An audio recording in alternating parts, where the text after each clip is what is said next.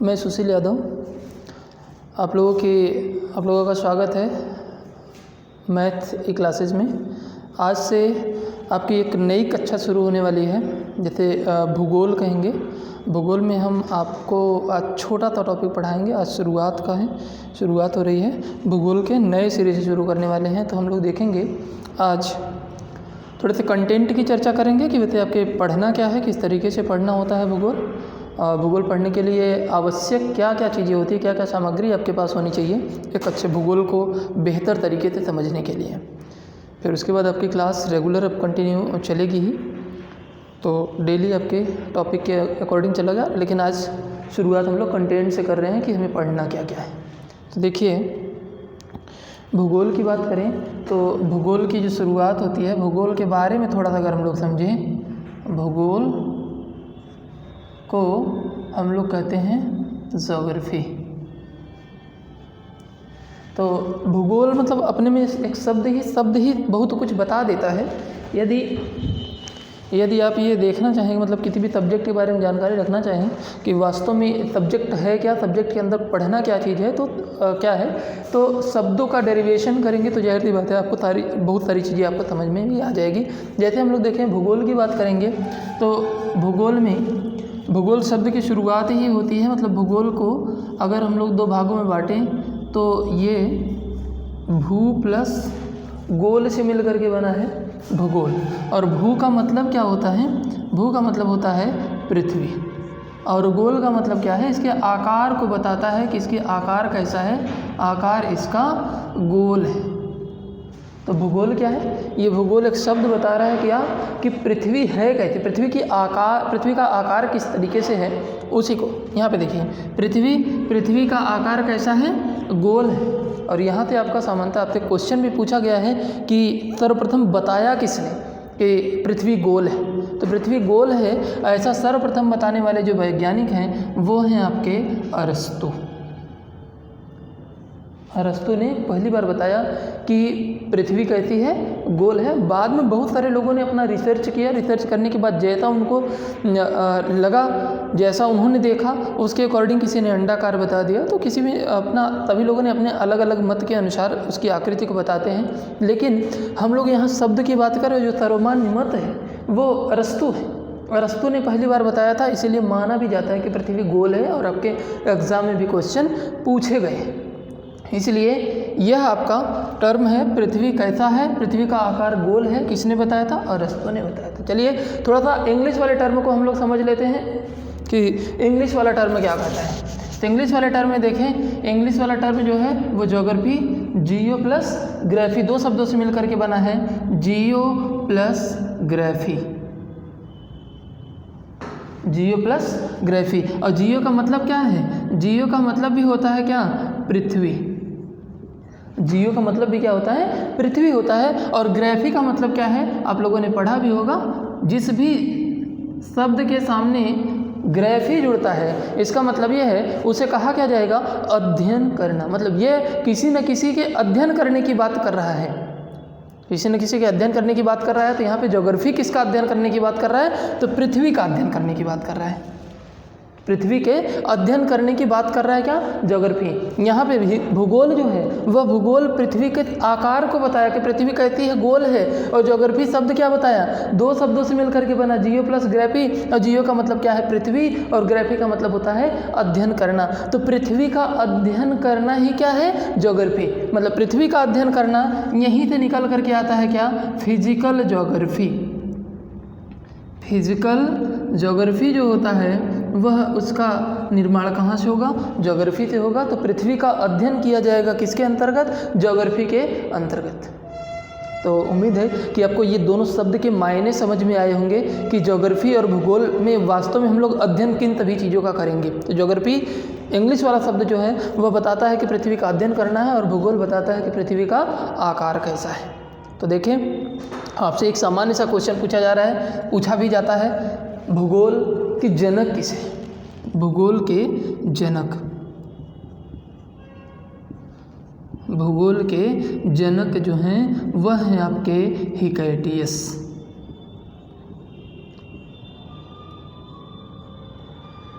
हिकैटियस हिकैटियस एक ऐसे व्यक्ति हैं जिन्होंने भूगोल को एक क्रमवार तरीके से सेट किया और एक तरीके से अध्ययन करने के लिए एक विषय के रूप में लाया। अतः इन्हें भूगोल के जनक भी कह दिया जाता है, हिकैटियस को। आगे हम लोग देखें अध्ययन की सुविधा के अनुसार। अध्ययन की सुविधा के अनुसार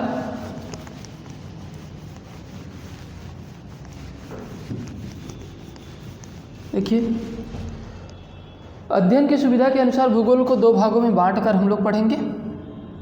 भूगोल को 2 भागों में बांट के पढ़ेंगे। एक तो आपका क्या होगा, भारत का भूगोल, भारत का भूगोल, और दूसरा है आपका विश्व का भूगोल।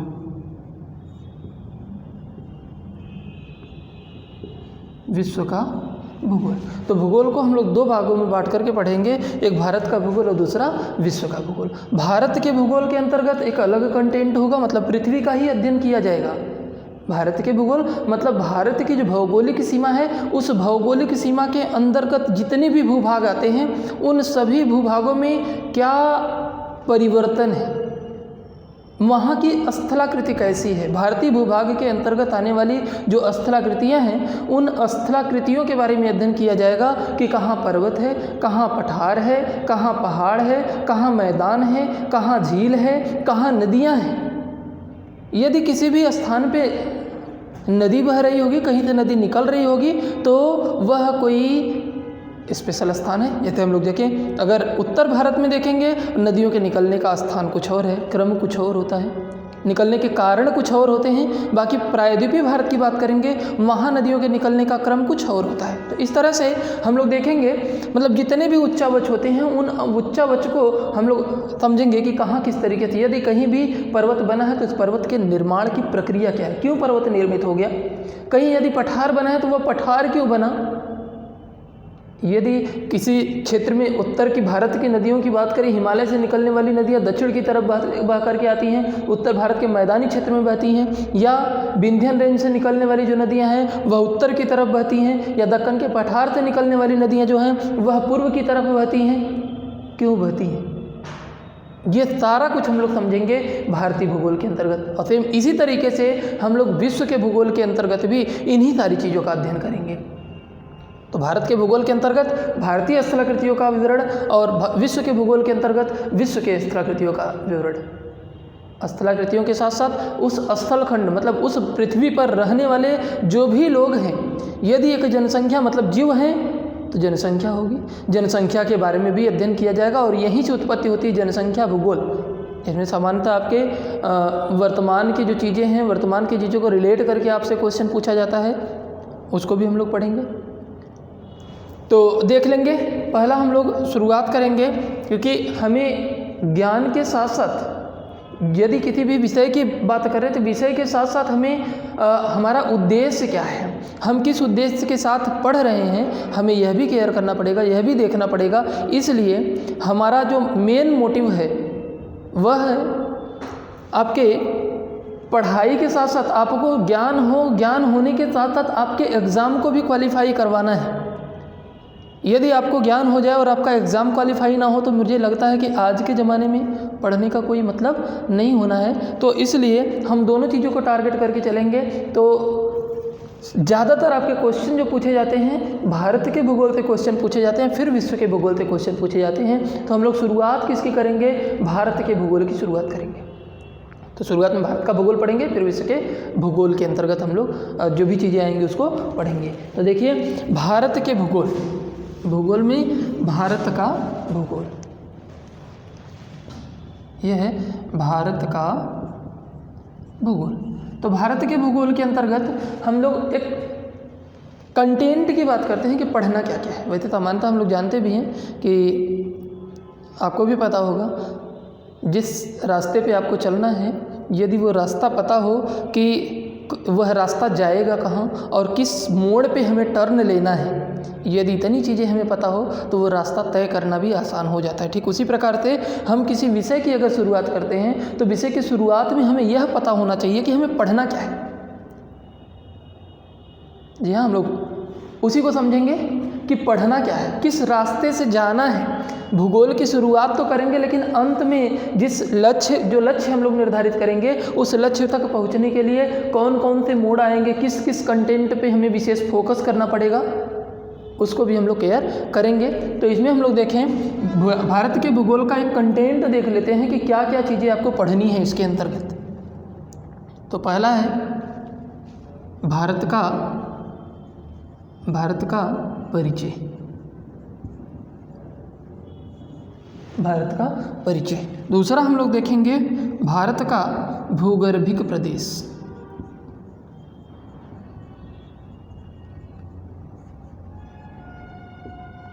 भारत का भूगर्भिक प्रदेश। दूसरा है आपका भारत के भू आकृतिक प्रदेश। भारत के भू आकृतिक प्रदेश।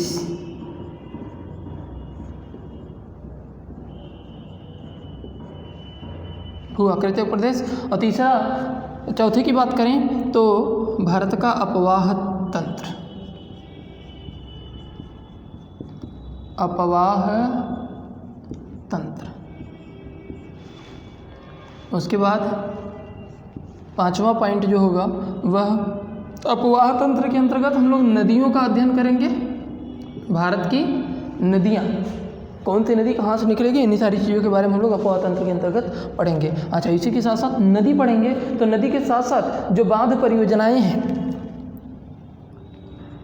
बांध परियोजना इसी के अंतर्गत आ जाएगा, बांध परियोजना। और बांध परियोजना के अंतर्गत हम लोग देखेंगे, इसी के साथ साथ आपको जो कृत्रिम झीलें हैं, झील भी पढ़ लेंगे। और जब कृत्रिम झील पढ़ेंगे तो जो आपके प्राकृतिक झीलें हैं उनको भी पढ़ लेंगे, मतलब एक तरीके से हम लोग झील को भी कवर कर लेंगे। उसके बाद झील के साथ साथ नदियों से जुड़ा हुआ है क्या, जलप्रपात जुड़ा हुआ है। तो ये छोटे छोटे टॉपिक हैं, इनको भी हम लोग इसी के अंतर्गत पढ़ लेंगे, अपवाह तंत्र के ही अंतर्गत पढ़ेंगे। उसके बाद देखेंगे भारत की जलवायु। भारत की जलवायु। जलवायु के बाद पढ़ेंगे भारत में कृषि। और कृषि के अंतर्गत हम लोग क्या क्या पढ़ेंगे, भारतीय मृदा। भारतीय मृदा। और मृदा के बाद हम लोग पढ़ेंगे क्या, यहाँ पे देख लेते हैं। मृदा के बाद हम लोग कौन कौन सी कृषि होती है, वो सारा कुछ हम लोग कृषि के ही अंतर्गत पढ़ लेंगे। उसके बाद अगला आपका जो होगा वह आर्थिक भूगोल के अंतर्गत भारत के प्रमुख खनिज पढ़ लेंगे। कहाँ किस प्रकार से खनिज का उत्पादन होता है, खनिज के आधार पर कहाँ कौन सी फैक्ट्री लगाई गई है, उद्योग भी पढ़ लेंगे। मतलब समस्त आर्थिक जो पोर्शन है, इकोनॉमिकल पोर्शन ऑफ ज्योग्राफी जो है, वो आप खनिज के अंतर्गत पढ़ेंगे। उसके बाद देखेंगे उद्योग धंधे, उद्योग वगैरह देख लेंगे, कहाँ कौन से उद्योग स्थापित किए गए हैं। उसके बाद उद्योग के बाद हम लोग देखेंगे सामान्यतः परिवहन एवं संचार प्रणाली। उसके बाद पढ़ेंगे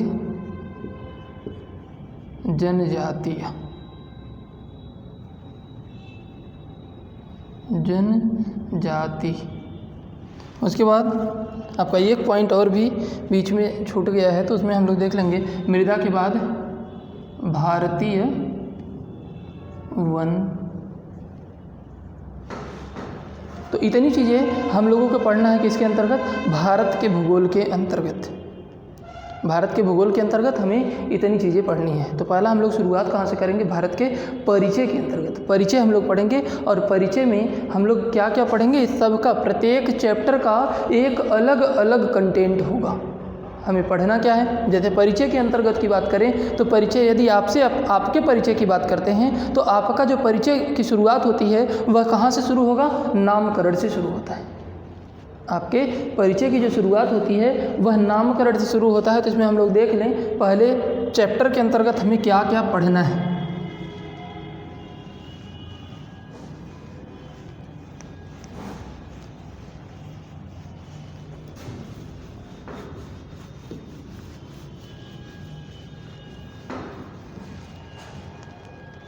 पहले चैप्टर के अंतर्गत परिचय के अंतर्गत हम लोग क्या क्या पढ़ेंगे? एक तो पढ़ेंगे नामकरण, दूसरा पढ़ेंगे विस्तार।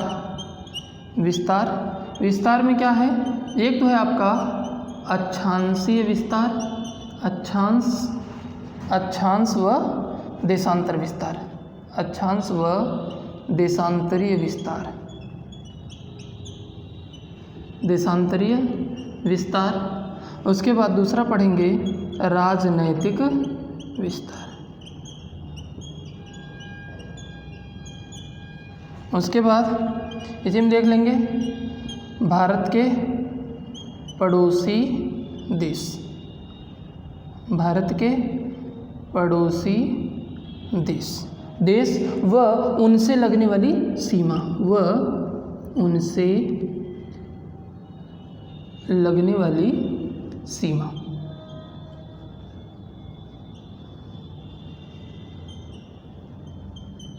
ये हो गया।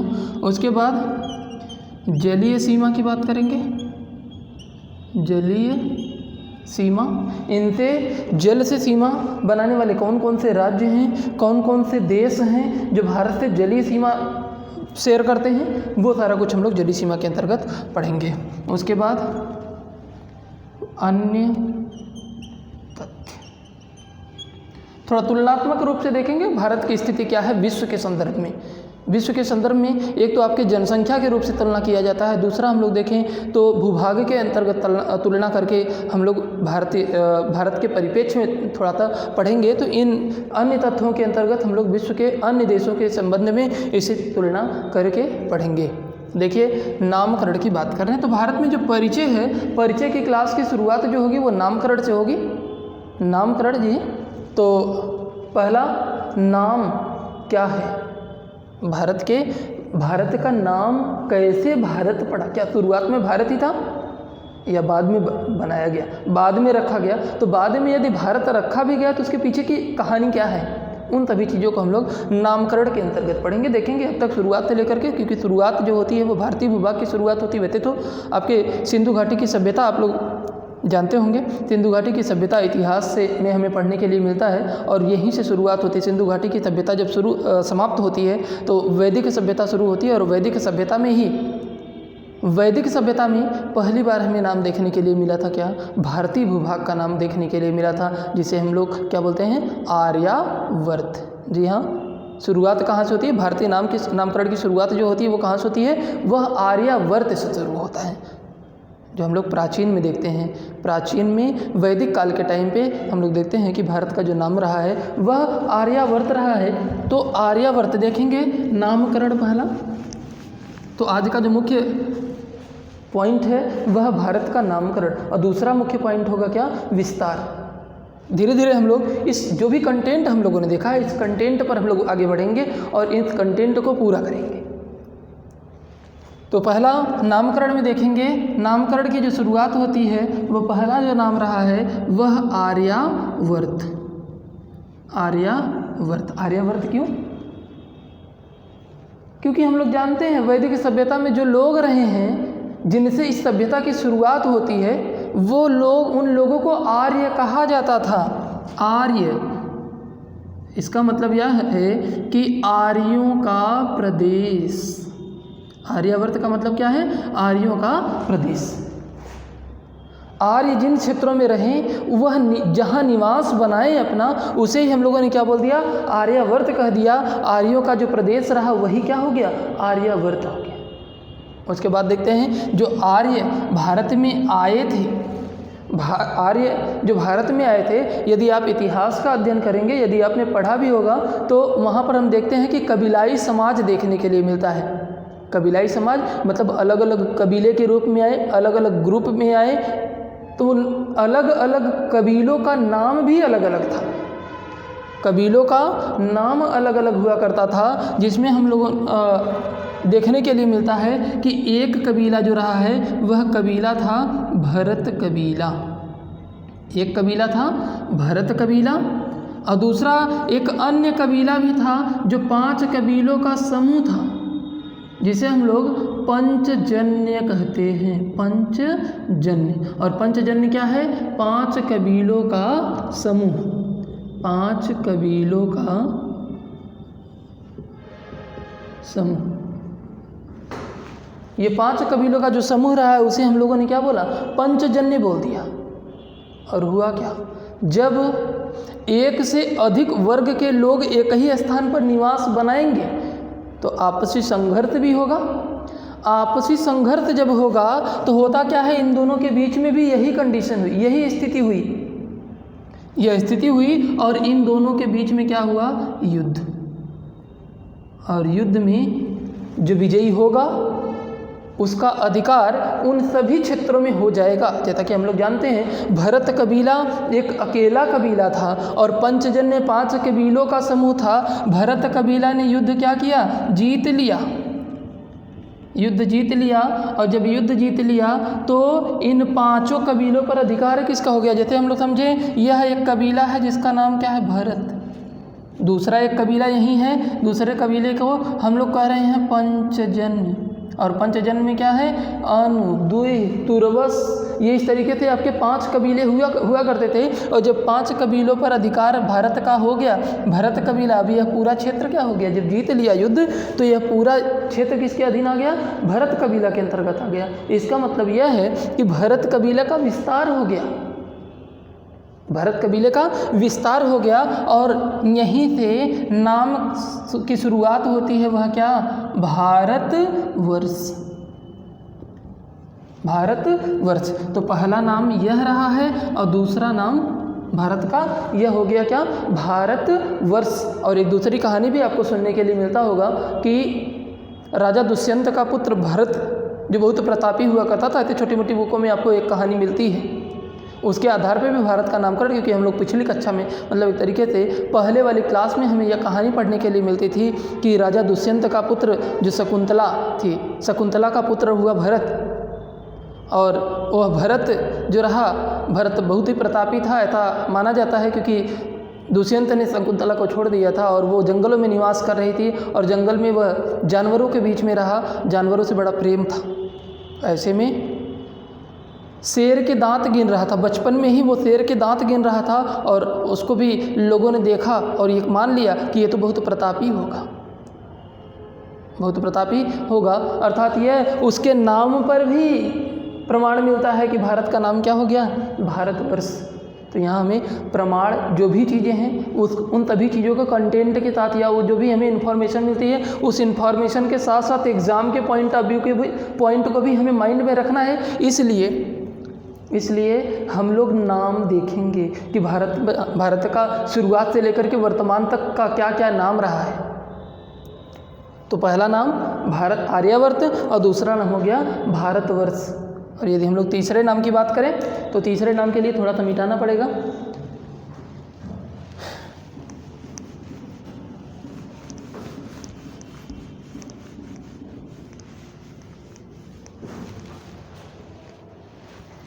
ये हो गया दूसरा नाम भारतवर्ष।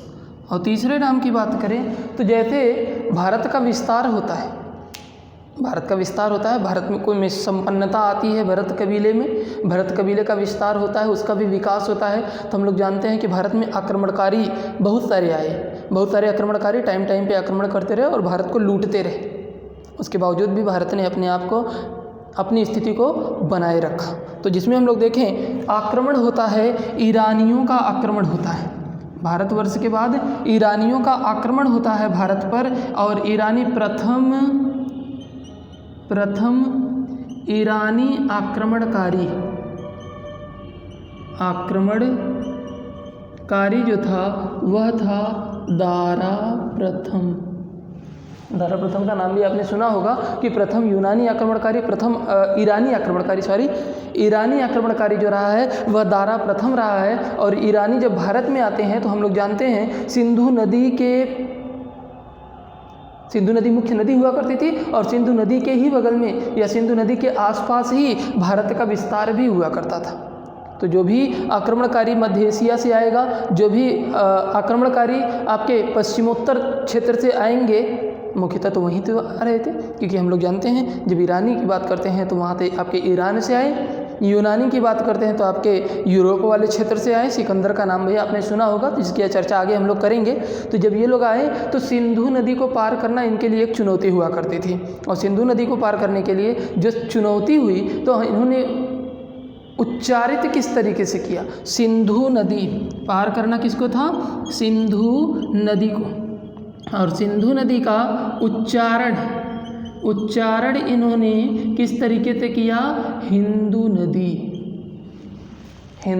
नदी हुई। और सिंधु नदी से क्या हो गई, हिंदू। इन्होंने क्या किया, उच्चारण में स के स्थान पर इन्होंने उच्चारण किसका किया, ह। स के स्थान पर उच्चारण किसका किया, ह का किया। तो सिंधु नदी अब क्या हो गई, हिंदू नदी।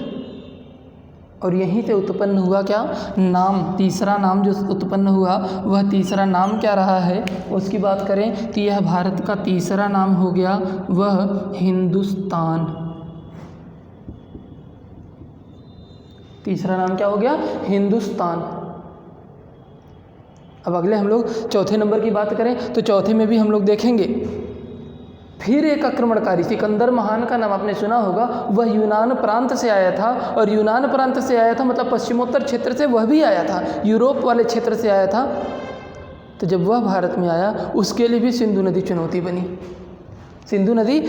बनी। और सिंधु को इंग्लिश बोलने वाले लोग, यूनान से आया था, इंग्लिश बोलने वाले लोग, इन लोगों ने सिंधु नदी को क्या किया, सिंधु नदी को कहा क्या, इंडस। इस सिंधु नदी को इन लोगों ने क्या बोल दिया, इंडस कहा।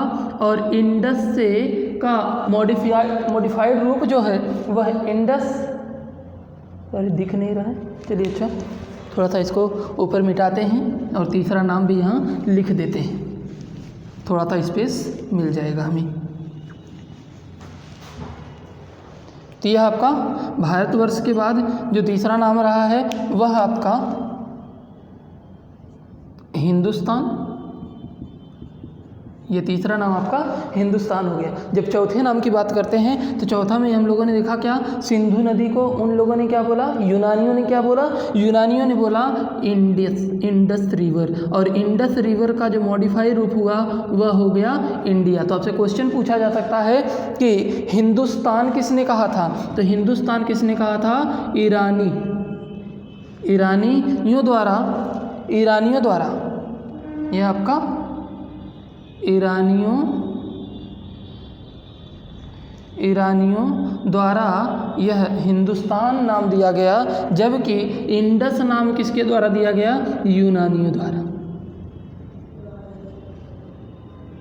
यूनानियों द्वारा यह आपके क्या हो गया, इंडिया नाम दिया गया। और तीसरे नाम की बात करते हैं, मतलब आपका पांचवा नाम जो है, एक नाम और भी देखने के लिए मिलता है पुराणों में। क्वेश्चन आपसे पूछा भी जाता है कि पुराणों में भारत का क्या नाम था। तो भारत के नाम की बात करें तो यह आपका जम्बू द्वीप, जो अगला नाम देखने के लिए मिलता है वह है जम्बू द्वीप। कहाँ मिलता है, पुराणों में। अगला हम लोग देखते हैं, जब भारत की सभ्यता जैसे जैसे विकसित होती है तो भारत की सभ्यता का अध्ययन करने के लिए बहुत सारे लोग आते हैं। तो उसमें कुछ चीन के लोग भी आते हैं, और चीन के लोगों ने भारत का जो नाम दिया वह था क्या, तियानचू किसने दिया, वह चीनियों ने दिया, चीन द्वारा।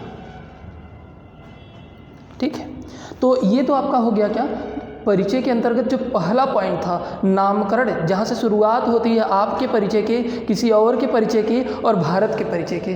तो भारत के परिचय की शुरुआत हम लोगों ने किया हुआ है नामकरण से, और नामकरण से हम लोगों ने जो शुरुआत किया, जो पहला नाम रहा है वह है आर्यावर्त, दूसरा नाम है भारतवर्ष, तीसरा हिंदुस्तान, चौथा इंडिया, पांचवा जम्बू द्वीप और छठा हम लोग देख रहे हैं तियानचू।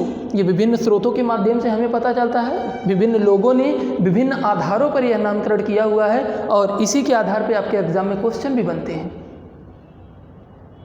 तो इसको याद रखना जरूरी है। चलिए फिर आगे हम लोग चलते हैं दूसरे पॉइंट पर, और दूसरा पॉइंट आपका रहा है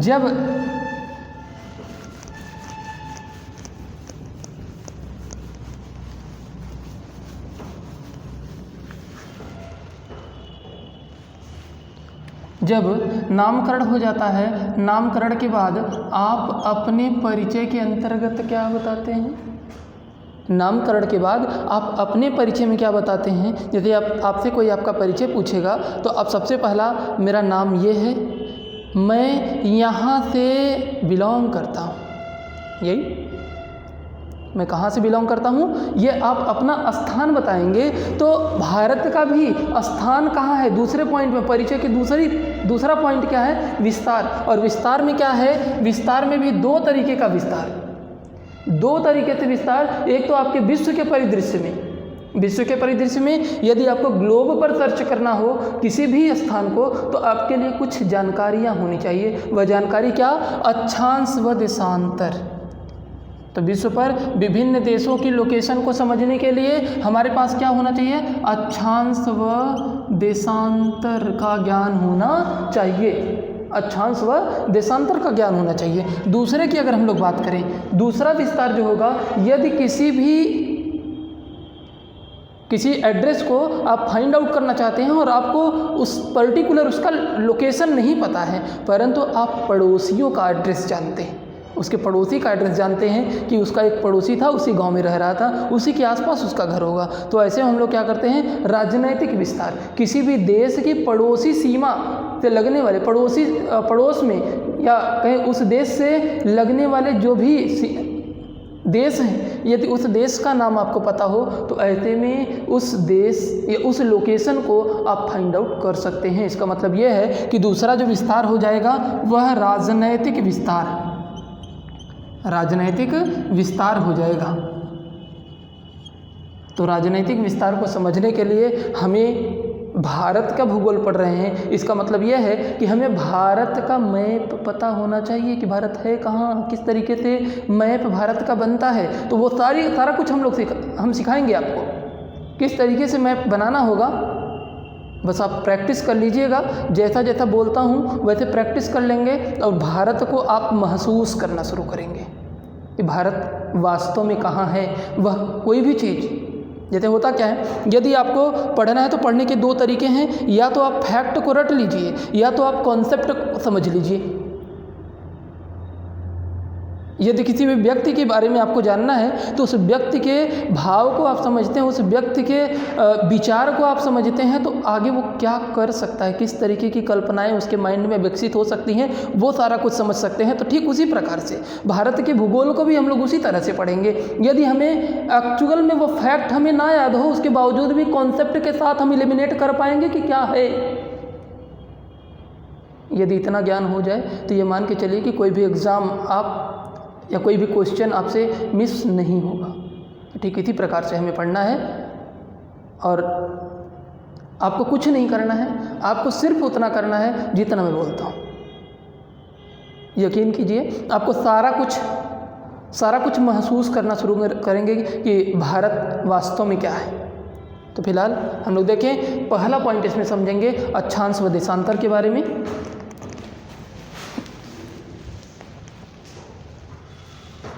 अक्षांश व देशांतर, अक्षांश व देशांतरी विस्तार को समझने के लिए, अक्षांश व देशांतर के विस्तार को समझने के लिए हमारे पास थोड़ी इन्फॉर्मेशन होनी चाहिए। किसके बारे में? अक्षांश व देशांतर के बारे में।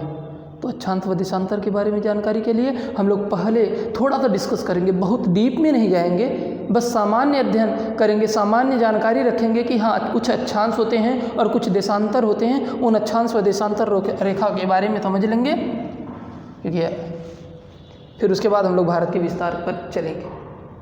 तो यहाँ पे देखेंगे अक्षांश व देशांतर रेखा को समझने के लिए हम लोग क्या करेंगे, एक गोला बनाएंगे जिसे हम लोग मान लेंगे क्या, ग्लोब मान लेंगे। इसे हम लोग मान लेंगे ग्लोब है, यह आपके क्या है, पृथ्वी।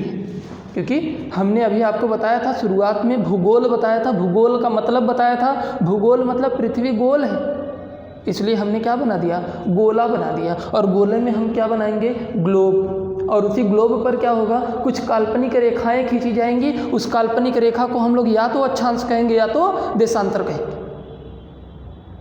तो काल्पनिक रेखा जो होगी वह या तो अक्षांश होगी या तो देशांतर होगी। तो वह अक्षांश व देशांतर रेखा के आधार पर किसी भी पूरे पृथ्वी पे, पूरे ग्लोब पर यदि आपको किसी स्थान को फाइंड आउट करना है तो आप अक्षांश व देशांतर रेखा के आधार पर फाइंड आउट करेंगे। तो इसलिए हमें अक्षांश व देशांतर रेखा के बारे में पता होना चाहिए। तो एक सामान्य जानकारी हम लोग अक्षांश देशांतर रेखा की ले लेते हैं। उसके बाद अक्षांश व देशांतर रेखा आपको सौर मंडल के अंतर्गत पढ़ने के लिए मिलेगा, तो हम लोग सौर मंडल के अंतर्गत इसको अच्छे से पढ़ेंगे। लेकिन यहाँ हम लोग थोड़ा बहुत पढ़ते हैं अक्षांश व देशांतर के बारे में।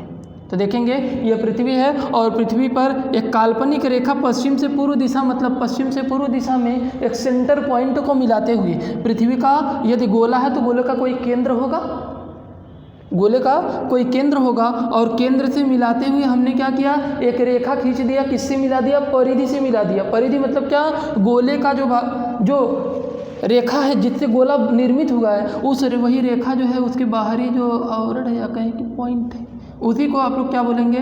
परिधि बोलते हैं। और जब सेंटर पॉइंट से मिलाने वाली जो रेखा है ये उसको जब परिधि से मिला देंगे उसी को हम लोग कहते हैं क्या? रेडियस। और रेडियस दोनों तरफ होगा क्योंकि केंद्र यह है, केंद्र परिधि यह है, केंद्र से यहाँ तक परिधि, तो ये हो जाएगा 2r। ठीक, फिलहाल हमें ये नहीं पढ़ना है। हमें क्या पढ़ना है? हमें समझना है कि वह काल्पनिक रेखा जो पश्चिम से पूर्व दिशा में खींची गई है, वह काल्पनिक रेखा जो पृथ्वी पर पश्चिम से पूर्व दिशा में खींची गई है, इधर आपका क्या हो गया? वेस्ट, इधर हो गया ईस्ट। जब भी हम लोग मैप पर दिशा का ज्ञान, दिशा को समझें तो दिशा में हम लोग क्या समझते हैं? यह। तो इधर क्या हो जाएगा? इधर हो जाएगा नॉर्थ, इधर हो जाएगा साउथ, इधर हो जाएगा वेस्ट, इधर हो जाएगा ईस्ट। मैप में कभी भी आपको पढ़ना है तो ऐसे में हम लोग इन्हीं 3-4 पॉइंट को, चारों दिशाओं का ज्ञान रखना जरूरी होगा हमारे लिए। तो ऐसे में यह आपका पूर्व होगा, यह पश्चिम होगा, यह उत्तर होगा और यह दक्षिण होगा। यह आपका उत्तर, यह पूर्व और यह दक्षिण और यह होगा पश्चिम।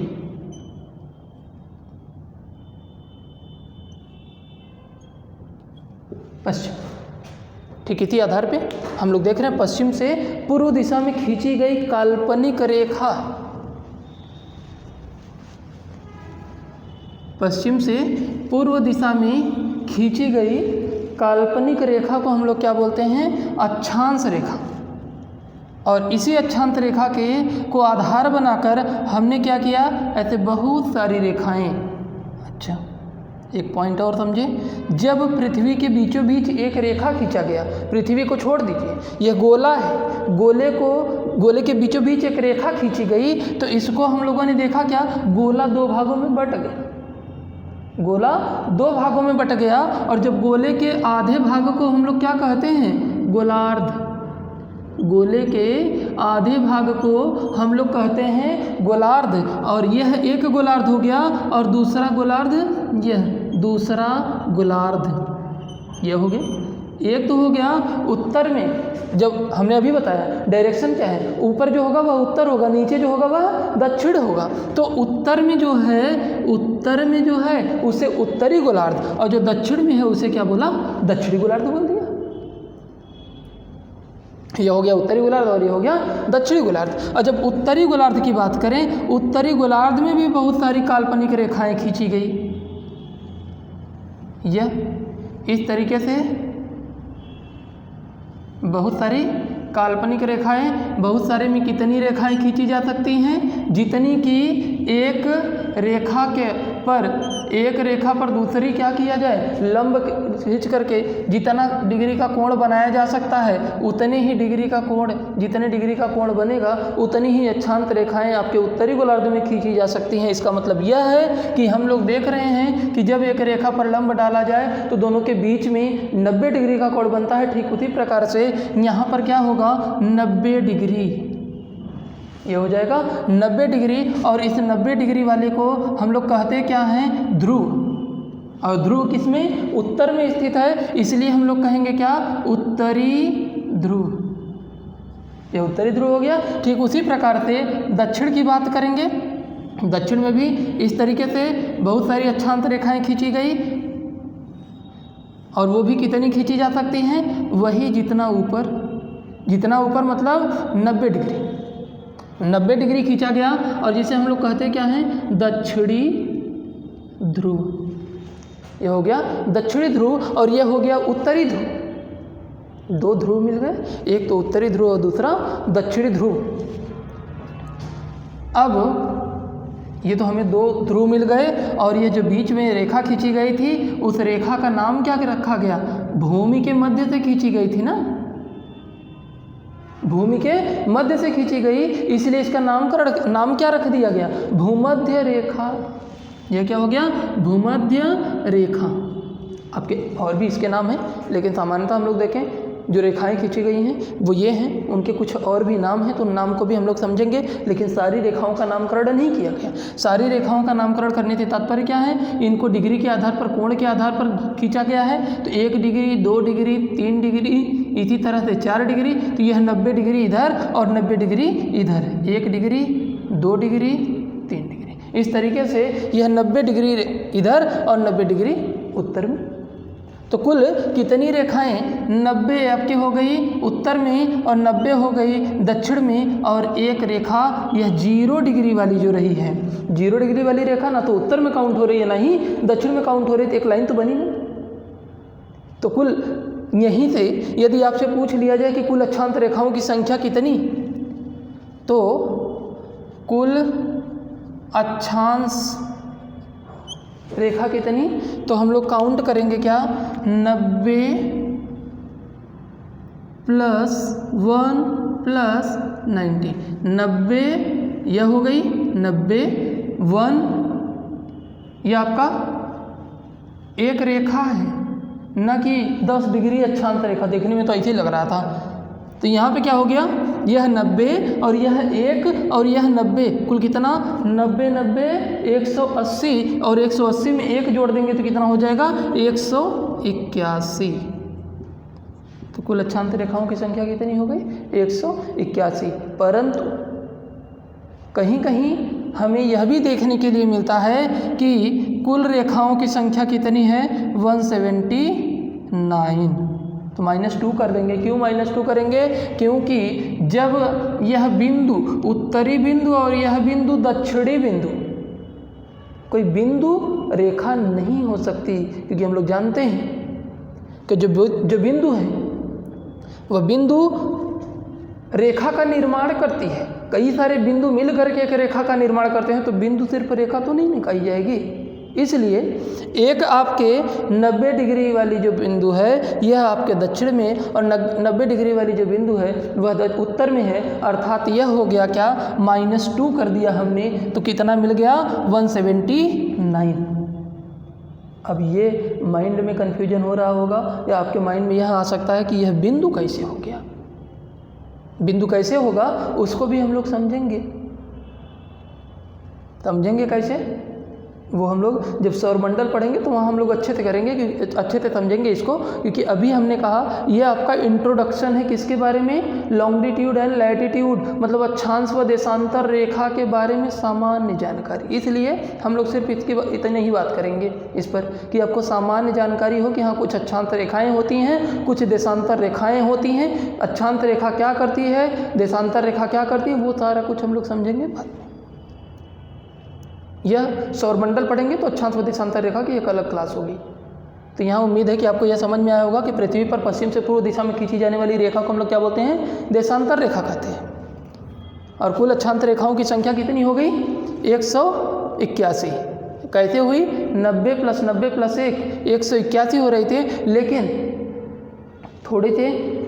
थोड़ी चीज़ों को और समझेंगे तो यह हो गया क्या, उत्तरी ध्रुव और यह हो गया दक्षिणी ध्रुव, दोनों रेखा ना होकर के एक बिंदु है, इसलिए हमने एक बिंदु यह, दूसरी बिंदु यह, -2 कर दिया। तो यह क्या हो गया, कुल अक्षांत रेखाओं की संख्या, कुल अक्षांश रेखाओं की संख्या 179 हो गई। लेकिन कन्फ्यूजन हो रहा होगा। चलिए, सामान्य जानकारी में यदि आपके सामने आ जाए और आपसे पूछ लिया जाए कि कुल अक्षांत रेखाओं की संख्या कितनी है, तो कुल अक्षांश रेखाओं की संख्या की बात करेंगे तो 181 प्लस 179, या तो 181 या तो 179 दोनों बताएंगे।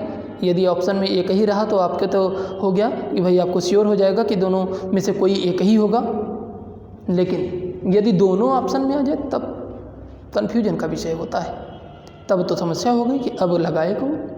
तो ऐसे में हम लोग समझें जब दोनों एक ही ऑप्शन मिल जाए तो उसमें आपका 179 ही क्या होगा, प्रियोरिटी दिया जाएगा 179 को। कैसे दिया जाएगा, हमने आपको बताया कि यह दोनों बिंदु है ना कि रेखा। यह बिंदु कैसे बना, रेखा क्यों नहीं बना, तो बाद में समझेंगे हम लोग जब सौरमंडल पढ़ेंगे तब।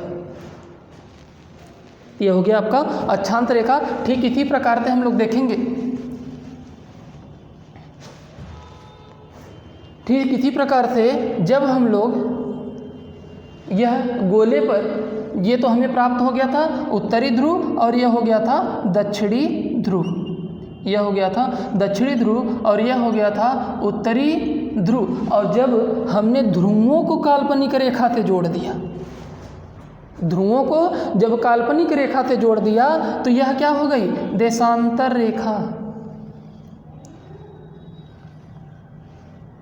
तो देशांतर रेखा क्या है, पृथ्वी पर वह काल्पनिक रेखा जो दोनों ध्रुवों को जोड़ती है उसे हम लोग क्या बोलते हैं, देशांतर रेखा कहते हैं।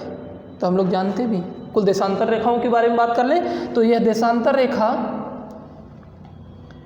यह आपकी 0 डिग्री देशांतर रेखा। और हम लोग जानते हैं कि एक रेखा के बीच में एक साइड जो कोण बनता है वह कितने डिग्री का बनता है, 180 डिग्री का बनता है। अतः यह कि हम लोग यहाँ से यहाँ तक मिलाने वाली जितनी भी रेखाएं होंगी सबको कितनी रेखा खींच सकते हैं, जितने कोण उतने रेखा। अतः यह क्या हो गया, यह यहाँ से यहाँ तक कुल रेखाओं की संख्या कितनी हो जाएगी, 180। यह हो गई कुल कितनी, 180। और दूसरे की अगर हम लोग बात करें, इस साइड की बात करें, इस साइड भी आपके कुल देशांतर रेखाओं की संख्या, क्योंकि यह भी तो एक साइड गोला बन रहा है, यहाँ भी 180 डिग्री का कोण बन रहा है। इसका मतलब यह है कि यहाँ भी कुल देशांतर रेखाओं की संख्या कितनी, 180। तो कुल देशांतर रेखाओं की संख्या कितनी हो जाएगी, कुल देशांतर रेखा बराबर कितना, 180 प्लस 180 मतलब हो गया कितना, 360। 180 प्लस 180 हो गया 360। कुल देशांतर रेखाओं की संख्या कितनी हो गई, 360। यहाँ के लिए कोई कन्फ्यूजन नहीं है, जैसा कि अक्षांश व देशांतर अक्षांश रेखा हम लोगों ने समझा हुआ था। अक्षांश में हमने देखा हुआ था कि 2 ध्रुव मिल रहे थे, यहाँ कोई ध्रुव नहीं मिल रहा है, इसलिए यहाँ देशांतर रेखाओं की संख्या क्लियर है। ठीक, यहाँ पर देखेंगे, थोड़ा सा हम लोग चर्चा करेंगे, उतनी चीज़ों को पढ़ेंगे जितना कि भारत को समझने के लिए ज़रूरी है। इसलिए हम लोग 2-3 चीज़ें और समझेंगे। देशांतर रेखा क्या करती है, देशांतर रेखा का काम क्या है।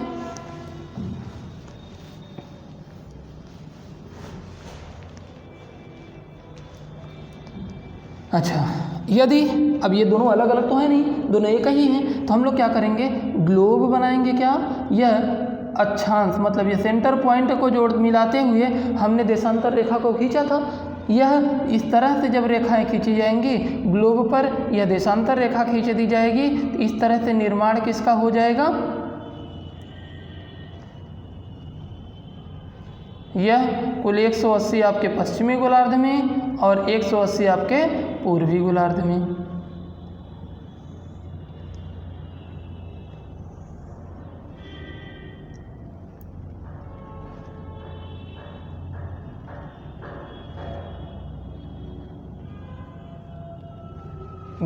यह आपका, इसी को हम लोग कह लेते हैं क्या, ग्लोब।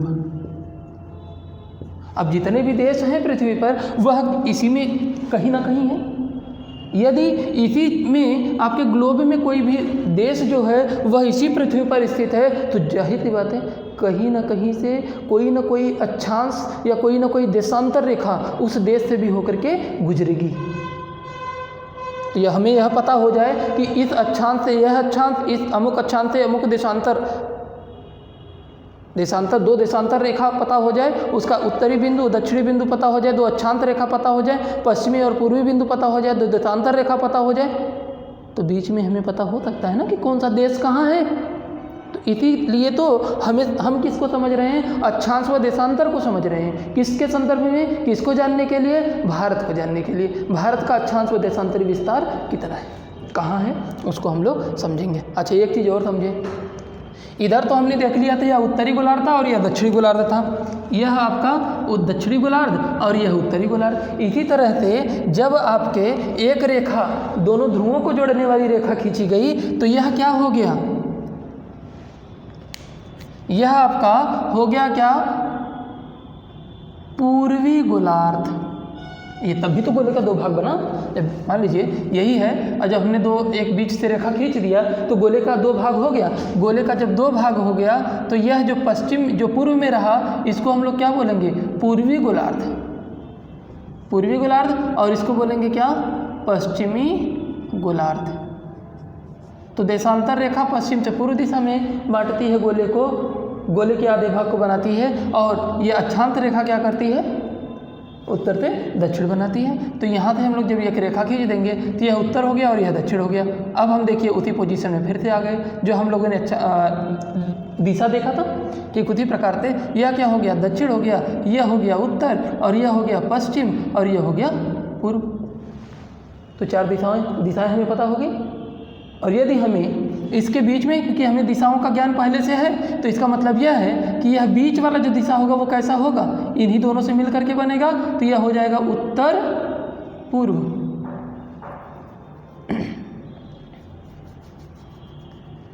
यह हो जाएगा आपका उत्तर पूर्व, और यह क्या हो जाएगा, यह हो जाएगा पश्चिमोत्तर, पश्चिम और उत्तर। और यह क्या हो जाएगा, यह भी हो जाएगा दक्षिण पश्चिम, यह हो जाएगा दक्षिण पश्चिम, और यह हो जाएगा दक्षिण पूर्व।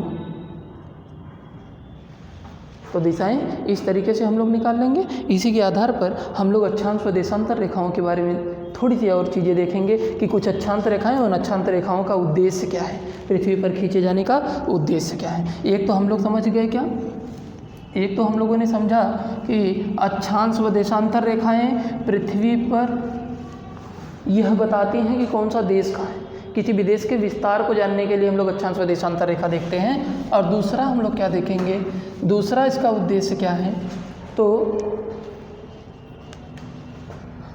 अक्षांश रेखा, अक्षांश रेखाएं पृथ्वी पर ताप का निर्धारण करती हैं, ताप का निर्धारण करती हैं। इसका मतलब यह है कि कोई भी अक्षांश रेखा जो बीचों बीच गया है उस पर तापमान कितना होगा, जो सबसे उत्तर में है यहाँ का तापमान कुछ और होगा और यहाँ का तापमान कुछ और होगा। यह अक्षांश रेखा ही बताती है। कैसे बताएगी, सूर्य तप से। सूर्य का प्रकाश जहाँ जितने मात्रा में आएगा वहाँ उतनी अधिक गर्मी होगी, जहाँ जितना कम जाएगा वहाँ उतनी ही ठंडी होगी। इसका मतलब यह है कि अक्षांश रेखाएं उत्तर से दक्षिण दिशा में हैं, दिख रही हैं। इसका मतलब यह है कि अक्षांश रेखाएं किसका निर्धारण करेंगी, ताप का निर्धारण करेंगी। कहाँ कितना ताप होगा इसको हम लोग आगे समझेंगे। लेकिन देशांतर रेखाओं की बात करें तो देशांतर रेखाएं, देशांतर रेखा पृथ्वी पर समय का निर्धारण करती हैं।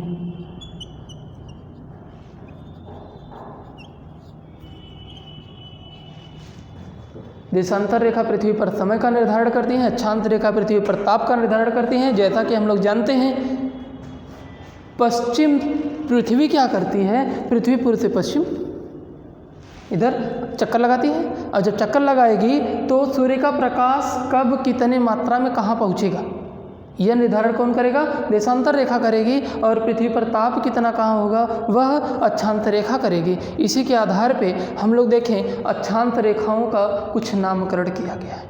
कुछ अक्षांश रेखाओं का नामकरण किया गया है। जैसे हम लोग देखें, यह आपका भूमध्य रेखा, भूमध्य रेखा, इसी को हम लोग कह रहे हैं क्या, विषुवत रेखा, विषुवत रेखा। और कोण के आधार पे, जिस आधार पे हम लोगों ने खींचा है, इसको बोलते हैं 0 डिग्री अक्षांश रेखा, 0 डिग्री अक्षांश रेखा। उसके बाद देखें, उत्तरी गोलार्ध में 23.5 डिग्री उत्तरी अक्षांश और दक्षिणी गोलार्ध में 23.5 डिग्री दक्षिणी अक्षांश। यह 23.5 डिग्री उत्तरी अक्षांश को हमने क्या बोला, यह आपकी कर्क रेखा, ट्रॉपिक ऑफ कैंसर। ठीक उसी प्रकार से दक्षिणी में जो रेखा 23.5 डिग्री वाली है, उसको हम लोग कहते हैं मकर रेखा, मकर रेखा, ट्रॉपिक ऑफ कैप्रिकॉर्न। आगे हम लोग देखेंगे ठीक उसी प्रकार से, यह तो आपका ध्रुव था, यह दक्षिणी ध्रुव, और यह आपका, यह उत्तरी ध्रुव और यह आपका दक्षिणी ध्रुव। और उत्तरी ध्रुव और दक्षिणी ध्रुव के बीच में देखेंगे 23.5 डिग्री के उत्तर में 66.5 डिग्री, 66.5 डिग्री उत्तरी को हम लोग बोलते हैं क्या, आर्कटिक, आर्कटिक वृत्त। और ठीक उसी प्रकार से 66.5 डिग्री, 66.5 डिग्री अक्षांश को हम लोग क्या बोलते हैं, अंटार्कटिक वृत्त।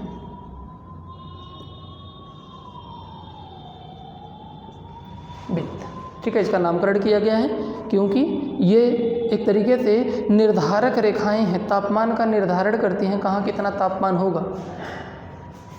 तो ये आपका अक्षांश व देशांतर रेखाओं से संबंधित जो भी आपके मूल में चीज़ें थी, भारत को समझने के लिए जितनी भी चीज़ों की आवश्यकता थी, उसको तो हम लोगों ने देख लिया। इतनी ही चीज़ें हमें आवश्यक हैं भारत के भूगोल को समझने के लिए, भारत के अक्षांश व देशांतरी विस्तार को समझने के लिए, तो हम लोग इस पर चर्चा करेंगे। ठीक, तो ये आपके अगली क्लास जो होगी वह भारत का अक्षांश व देशांतरी विस्तार होगा। आज के लिए क्लास यहीं समाप्त करते हैं। धन्यवाद।